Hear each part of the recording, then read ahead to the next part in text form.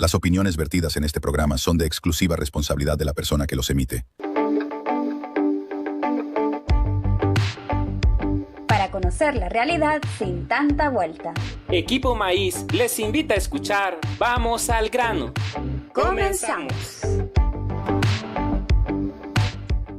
Hola, ¿qué tal, amigas y amigos? Les damos la bienvenida a una nueva cosecha de Vamos al grano. Como siempre, todo el equipo de producción de este programa está listos para llevarles la información y el análisis que nos ayuden a entender mejor la realidad en la que vivimos. Saludamos también a quienes nos escuchan a través de esta radio y, por supuesto, a través de las radios que retransmiten este espacio durante la semana. Soy Edgar Rosales. Damos inicio a Vamos al grano de la realidad que de tanta vuelta.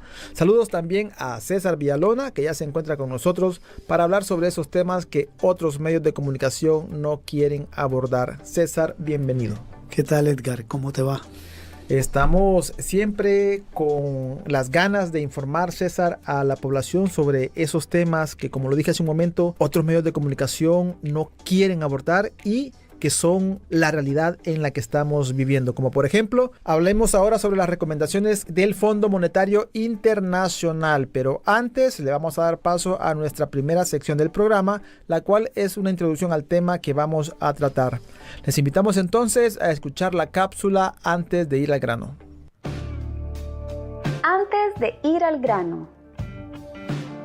A finales de mayo de este año 2025, se dio a conocer que el Organismo Financiero Internacional, conocido como Fondo Monetario Internacional, FMI, había finalizado la primera revisión del acuerdo llamado Programa de Servicio Ampliado, con el cual el gobierno salvadoreño recibirá un préstamo por $1.300 millones. Luego de esa primera revisión, el FMI realizará un segundo desembolso de ese préstamo. ¿En qué consiste ese acuerdo del gobierno salvadoreño con el FMI? ¿Cuáles son las principales recomendaciones que le dio el FMI al gobierno y qué efectos tendrá en la población? ¿Qué relación tiene con eso la reciente aprobación de la Ley de Sostenibilidad Fiscal? Sobre esto hablaremos en esta edición de Vamos al grano. Bueno, en este programa vamos a hablar de las recomendaciones que el organismo financiero llamado Fondo Monetario Internacional le dio al gobierno salvadoreño luego de concluir la primera revisión de un acuerdo financiero llamado Programa de Servicio Ampliado, por medio del cual el Fondo Monetario Internacional le prestará al gobierno $1.400 millones que serán entregados en cuotas llamadas desembolsos. César, ya en otros programas hemos hablado de este acuerdo con el Fondo Monetario Internacional. Ahora recordémosle a la gente en qué consiste ese acuerdo y por qué se hizo. El acuerdo consiste en que el gobierno aplique un programa de medidas económicas y sociales durante 40 meses, es decir, 3 años y 4 meses, a cambio de que el Fondo Monetario Internacional le haga un préstamo.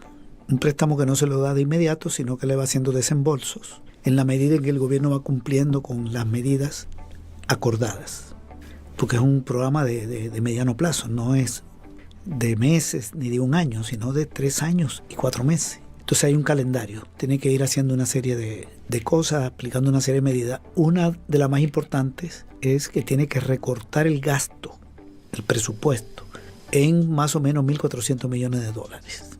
O hacer un recorte de gastos y aumentar ingresos a través de impuestos por ese mismo monto. Poder recortar el gasto, digamos, en $1.000 millones y poner un impuesto que le dé 400. Es un ajuste. Eso es para que el gobierno reduzca su déficit, su faltante de dinero, porque lo que recauda a través de los tributos no le alcanza para financiar el gasto y ha acumulado una deuda muy grande. Cuando un gobierno o una persona, una familia, gasta más que lo que recibe a través de los ingresos normales, que en el caso de una persona puede ser el salario o una pensión, en el caso del gobierno son los tributos, entonces tiende a recurrir al endeudamiento. Alguien le presta para el gasto no financiado con los ingresos normales. Y este gobierno acumuló ya una deuda demasiado grande, porque la deuda pública del Estado estaba en 19.240 millones en el año 2019, cuando llegó Bukele a la presidencia. Incluso cerró ese año como en 19.800. Y en este momento esa deuda ya supera los 33.000 millones. En diciembre estaba en 32.000 y pico de millones. O sea que ha crecido más de un 60%. Es un crecimiento grandísimo en poco tiempo. Si comparamos la de mayo con la de mayo de este año, que es el último dato, es un crecimiento de más o menos 14.000 millones. Encuentra una deuda en 19.000 y pico y la suben 14.000 en 6 años. Eso es muy, muy fuerte. Y el gobierno ha tenido ya problemas para pagar esa deuda. Por ejemplo, a los fondos de pensiones no le está pagando, las AFP le prestan el dinero de la gente, pero no le paga desde el año 2023 y no va a pagar hasta el 27, según lo que acordó con las AFP. Entonces, ante esa asfixia financiera, el fondo le hace un préstamo, pero le pone condiciones. Y una de esas condiciones es que reduzca el gasto. Y el gobierno arrancó este año recortando el gasto en 1.200 millones. Le quitaron dinero a 15 ministerios de los 16 y recortaron el gasto de obras y construcciones. Y cuando lo hizo, entonces el Fondo Monetario le hizo un desembolso de 120 y pico de millones. Ahora acaba de revisar los acuerdos, cómo van ahora hasta junio, y le hace otro desembolso, porque más o menos va haciendo lo que le dice. Pero este es uno de los acuerdos, el que tal vez tenga más impacto en la mayoría de la población, porque eso significa despido de gente. Ya han despedido más de 8.000, recorte de 150 millones al Ministerio de Salud, hay problemas de medicina en los hospitales, están cerrando equipos comunitarios de salud. En el Ministerio de Educación también hubo un recorte y ya han cerrado más de 70 escuelas, agricultura y recorte. Entonces esto afecta a la gente porque hay despidos y empeoran los servicios públicos. Pero el fondo lo que quiere es que el gobierno ajuste sus cuentas y saque el dinero para pagar la deuda, incluyendo la deuda con el fondo, porque el fondo le presta.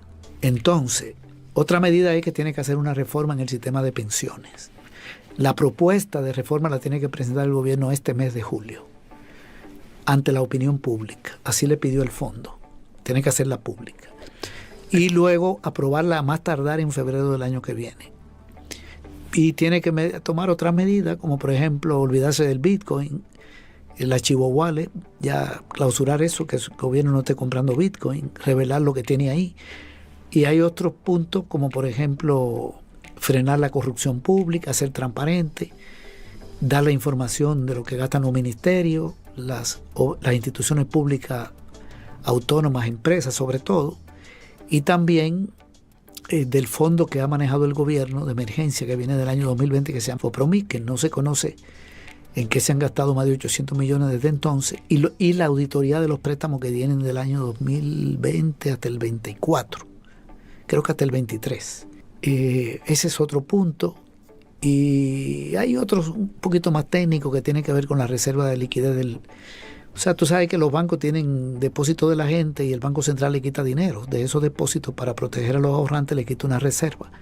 El gobierno dice que tiene que quitarle más. O sea, aumentar esa reserva por si hay un problema en los bancos, que el Banco Central pueda pagarle a los clientes. Si quiebra un banco como COSAFI.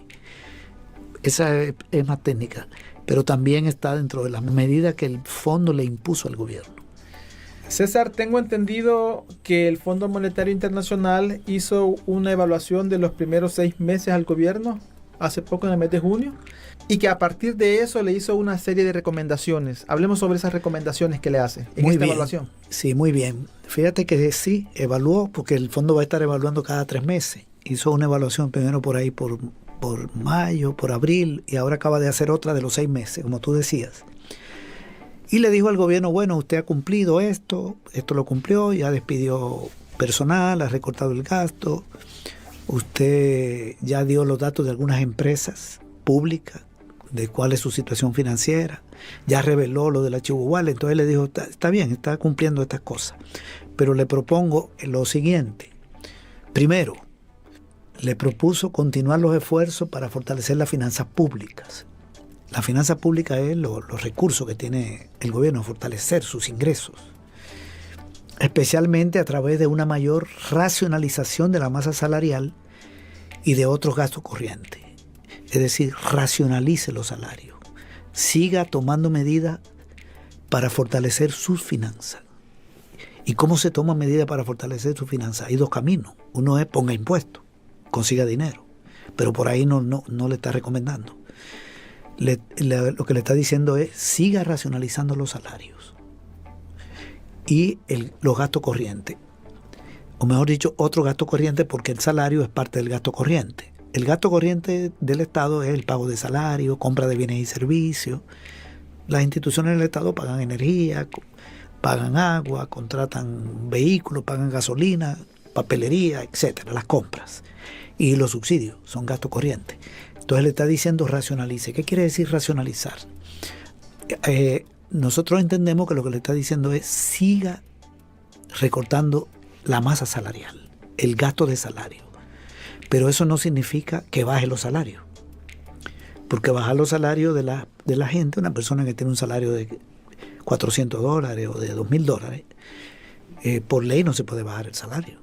El gobierno podría modificar la ley. Lo que le está diciendo es despida más. O sea, él está recomendando despedir más personal público para que los salarios, el gasto de salario disminuya.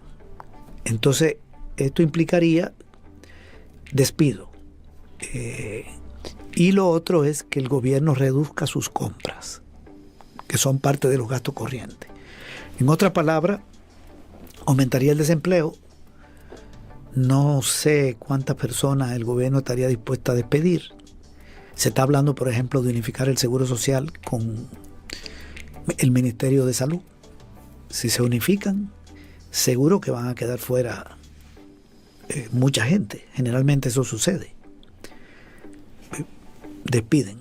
Y pueden haber en otras instituciones. Y lo otro es que si el gobierno compra menos, le dice compre menos, gaste menos en compra. Entonces las empresas le venden menos. Porque cuando el Estado compra, le compra a las empresas. Por ejemplo, imagínate que el Estado cierre una institución pública, cualquiera, digamos el Ministerio de la Vivienda. Estoy poniendo un ejemplo, no estoy diciendo que va a hacer eso. Eso significa que hay menos salario porque despiden gente y hay menos gasto de energía, porque ese ministerio paga energía, y menos gasto de papelería, de transporte, de agua, etc. Insisto, no lo pongo como ejemplo. Pero hay algunas instituciones que sí pueden cerrarla. El gobierno ha estado cerrando, por ejemplo, toda la Casa de la Cultura la cerraron el año pasado. Entonces esto se presta a eso, a desempleo. Los programas también, los diferentes programas que habían. Correcto, los programas sociales, por ejemplo, los paquetes escolares ya, según me dicen, ya no dan 2, sino que dieron 1. Y el vaso de leche en las escuelas, que era de lunes a viernes, lo están racionalizando. Entonces, esta es una primera recomendación. La segunda es que haga una reforma de las pensiones, del sistema de pensiones, para proteger el gasto social prioritario y en infraestructura. ¿Cómo se entiende esto? Fíjate cómo es esto. Aquí hay 88,000 personas jubiladas del sector público, o sea, gente que recibía pensiones del Seguro Social, de la Unidad de Pensiones y del INPE. Pero el INPE lo cerraron. Es una institución que ya no tenía cotizante. Y en las unidades del Seguro Social ahí no cotiza nadie. Entonces, ¿de dónde salen las pensiones de esas 88,000 personas? Entonces, las AFP le prestan dinero al gobierno, a una institución pública que se llama Instituto Salvadoreño de Pensiones, para pagar esas 88,000 pensiones. Pero el dinero que prestan las AFP es de la gente que cotiza en las AFP. Y va como préstamo al Instituto Salvadoreño de Pensiones y de ahí va y se paga. Pero esa deuda, eso hay que pagarlo, porque las AFP prestan el dinero de la gente y el gobierno tiene que pagarlo. Y esa deuda, cuando llegó Bukele, estaba en 5.070 millones y en este momento está en más de 10.700. O sea, se ha más que duplicado. Este año ya ha crecido en 270 y algo de millones de dólares entre enero y mayo. Y el gobierno no paga. Entonces, el Fondo Monetario sabe que el gobierno va a comenzar a pagar en el año 2027. Pero cuando comience a pagar, eso va a tener un impacto fuerte en la finanza del gobierno. Solo ese año va a tener que conseguir como 800, 900 millones de dólares, que es el presupuesto casi del Ministerio de Salud. Entonces el fondo le dice, ¿qué va a pasar en el año 27? Que usted tiene que comenzar a pagar porque ha acumulado esta deuda. ¿De dónde va a sacar el dinero? Entonces le está diciendo, ya no pida más prestado. No pida más prestado, hagamos una reforma de pensión y busquemos una salida a ver cómo se pagan esas pensiones del sistema público. o el complemento de la mínima. Gente que le sale una pensión de la AFP de 280 millones, pero como la mínima es 3-4, el gobierno tiene que ponerle el resto. Hay más gastos de pensión. Entonces le está diciendo, hagamos una reforma de pensión para que sea sostenible este asunto. Porque esa cuenta se va a acabar. La información pública es que la cuenta solidaria que tiene la gente tiene 2 cuentas cuando cotiza. El 64% del dinero, 62% va a una cuenta individual y el 38% a una solidaria. Y de ahí sale el dinero para pagar pensión a las personas jubiladas del sistema público. Bien, entonces, ¿en qué consiste la reforma que va a hacer el gobierno? Yo no sé, porque no la conozco. Lo que yo sé es que tiene que hacerla pública ahora en julio, si cumple con el fondo. Y el fondo le está acordando reforma integral de las pensiones.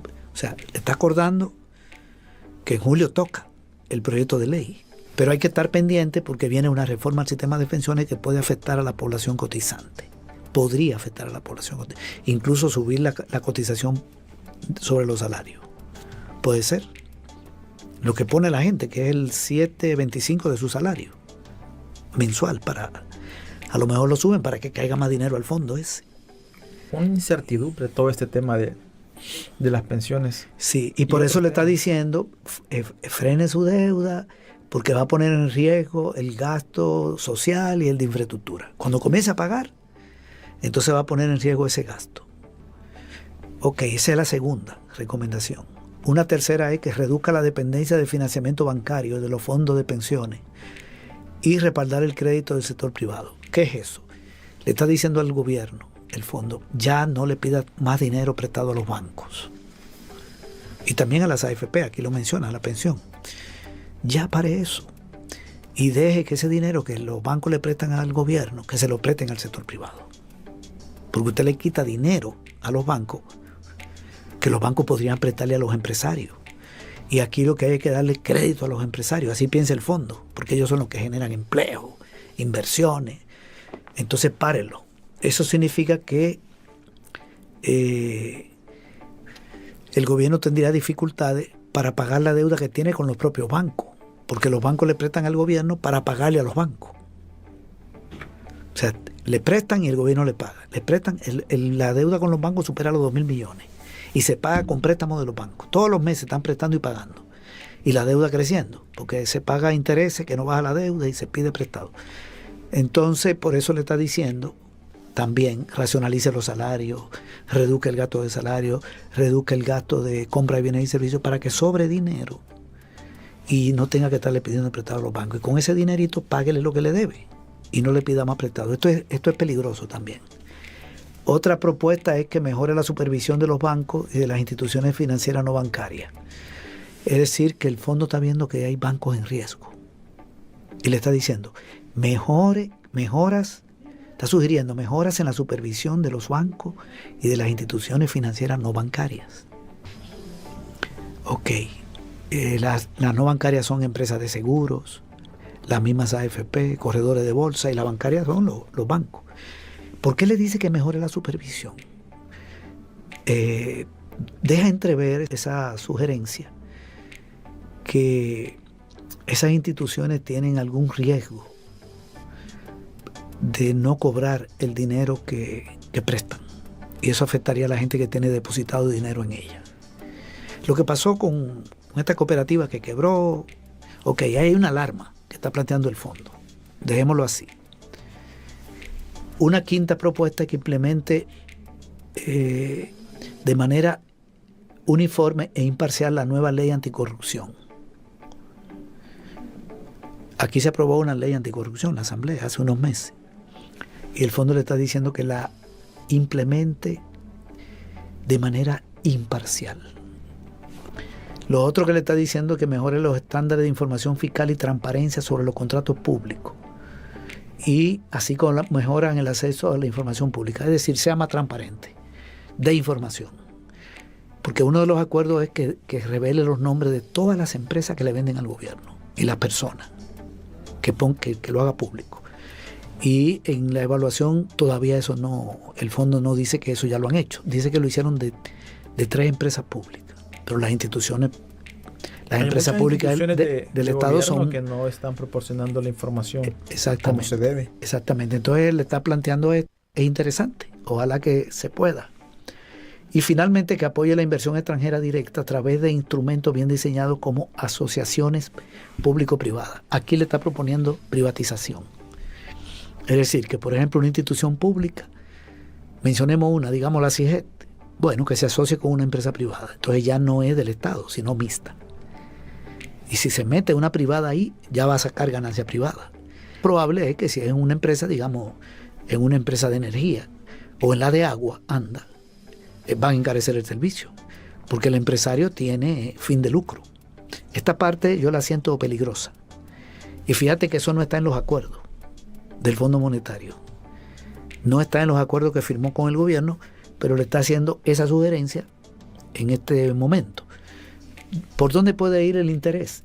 ANDA, por ejemplo, es una institución del Estado, una empresa pública de agua, pero que no tiene una buena situación financiera, es una empresa deficitaria y el gobierno le pasa dinero. En el presupuesto del gobierno hay un subsidio a ANDA. Entonces puede ser que le esté diciendo, pare eso, y mejor que se metan empresarios privados en el negocio del agua, junto con ANDA, que hagan inversiones, cóbrenle a la gente, y ya, y usted sanea sus finanzas. ¿Está bien? Es decir, esta es una sugerencia un poco delicada, pero que siempre está vinculada al tema de la situación financiera del gobierno. Esta es una medida que es negativa para la mayoría de la población, esta última. Justamente eso iba a mencionar antes de pasar a la siguiente pregunta, que estas sugerencias y recomendaciones que hace el Fondo Monetario Internacional, aunque usted no lo crea, también vienen a tener un impacto en la población en general. Y sobre todo porque estas recomendaciones que el Fondo Monetario hace, se las está haciendo el gobierno para garantizar que le paguen. ¿Sí o no, César? Sí. Para garantizar que el fondo pague la deuda que tiene con los bancos del país, con los gobiernos, con el propio Fondo Monetario, con los tenedores de bonos, es decir, para que pague la deuda. La misión del fondo es garantizar que los gobiernos le paguen la deuda a sus acreedores, que son gobiernos, organismos multilaterales, empresarios, bancos, etc. Bueno, vamos a conocer más sobre este acuerdo con el Fondo Monetario Internacional y El Salvador en la segunda sección del programa, la sección Desgranando Palabras, y regresamos con César. Desgranando Palabras. Acuerdo del Gobierno de El Salvador con el Fondo Monetario Internacional. A finales de febrero de este año 2025, el Fondo Monetario Internacional, FMI, aprobó un acuerdo con El Salvador para un crédito de unos $1.400 millones, con el fin de, según el FMI, garantizar que se den las condiciones necesarias para impulsar las perspectivas de crecimiento y la resiliencia de El Salvador, mediante el fortalecimiento de las finanzas públicas, la acumulación de las reservas externas y financieras y la mejora de la gobernanza y la transparencia. Cuando se aprobó este acuerdo, el gobierno salvadoreño recibió un primer desembolso por $113 millones. A finales de mayo de este año, el FMI realizó una primera revisión de las condiciones del acuerdo. El documento publicado por ese organismo dice que el personal técnico del FMI y las autoridades de El Salvador han llegado a un acuerdo a nivel técnico sobre la primera revisión del programa en el marco del servicio ampliado del FMI, SAF. Eso le permitirá al gobierno recibir un segundo desembolso por $120 millones. Una de las recomendaciones que el FMI le ha dejado al gobierno dice así: la consolidación fiscal continuará este año a través de ajustes en la masa salarial y una contención de gastos corrientes, mientras se continúan desarrollando planes para reformar el servicio civil y los sistemas de pensiones a fin de salvaguardar el ajuste más allá de este año. Información obtenida del sitio web oficial del Fondo Monetario Internacional. Desgranando Palabras. Gracias por continuar con nosotros. Hoy estamos hablando con César sobre las recomendaciones que hace el Fondo Monetario Internacional luego de una evaluación de los primeros 6 meses de este acuerdo entre Fondo Monetario Internacional, como lo dije, y El Salvador. César, hablemos también sobre algo muy importante. El pasado 10 de junio, la Asamblea Legislativa aprobó la Ley de Sostenibilidad Fiscal para el fortalecimiento de las finanzas públicas.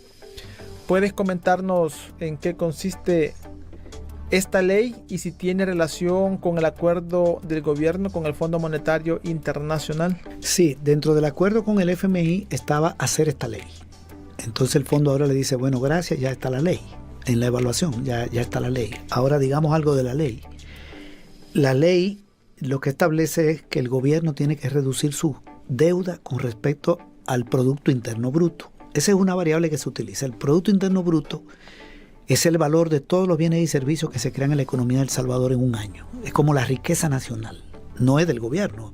Es lo que producen las empresas públicas, pero también las privadas. Toda la producción agrícola, industrial, los servicios, etcétera. Aquí anda por los 35.000 millones de dólares. Esa es la producción de un año aquí. Y la deuda del gobierno está en 33.000. O sea que lo que hace el fondo es que compara la deuda del Estado y la deuda del Estado está en más de 33.000 millones. O sea, representa como el 90% del PIB. No quiero entrar en detalles técnicos, pero ¿qué quiero decir para la audiencia? Que es una deuda muy grande, ya, enorme, muy alta con respecto a la riqueza nacional. Entonces le está diciendo que esa deuda debe bajarse al 85%, al 80% del PIB en el año 2030. En el 35 debe ser el 75% del PIB y en el 2045, o sea, dentro de 20 años, debe ser el 70% del PIB. O sea que esta ley amarra a cualquier gobierno que venga, ¿verdad? Ya claro. Está la política de 20 años. ¿Cómo el gobierno entonces va a lograr eso? Tiene que frenar el endeudamiento y que la economía crezca, que crezca el PIB, que la deuda no crezca, que no crezca mucho. Entonces le está diciendo, entonces tiene que hacer permanentemente ajustes, recortar gastos y tener más ingresos que gastos. Usted tiene que tener más ingresos que gastos sin incluir dentro de esos gastos los intereses de la deuda.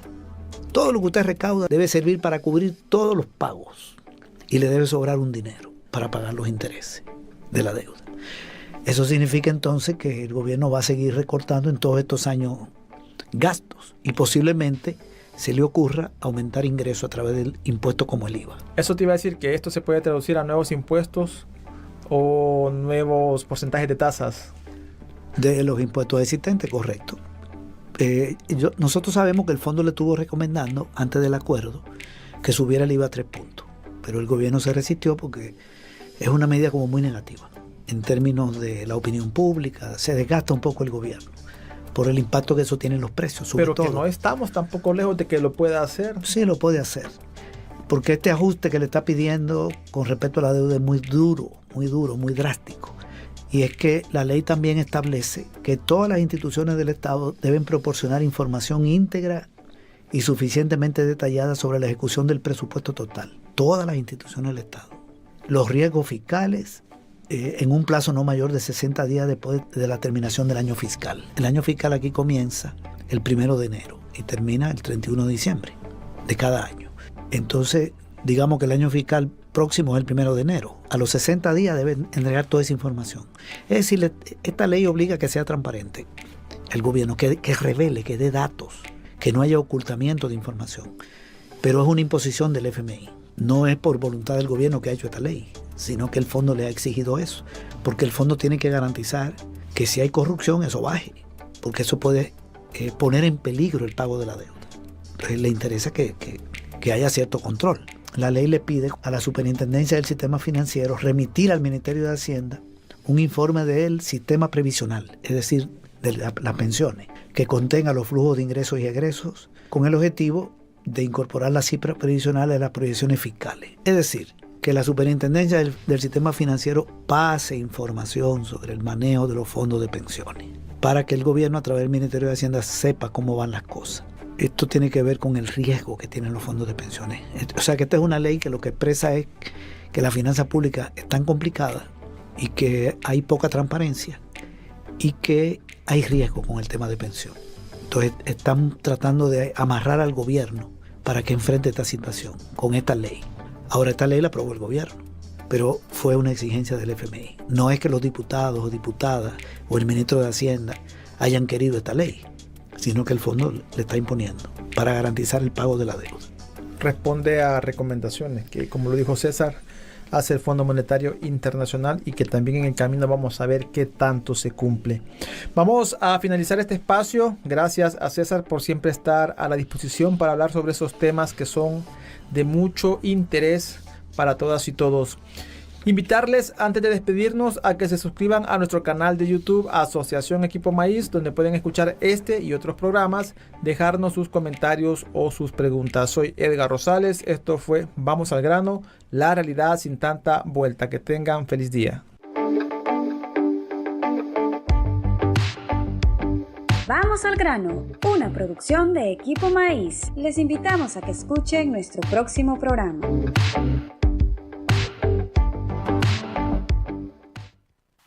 Fue realizado con el apoyo financiero de Pan para el Mundo. Las opiniones vertidas en este programa son de exclusiva responsabilidad de la persona que los emite.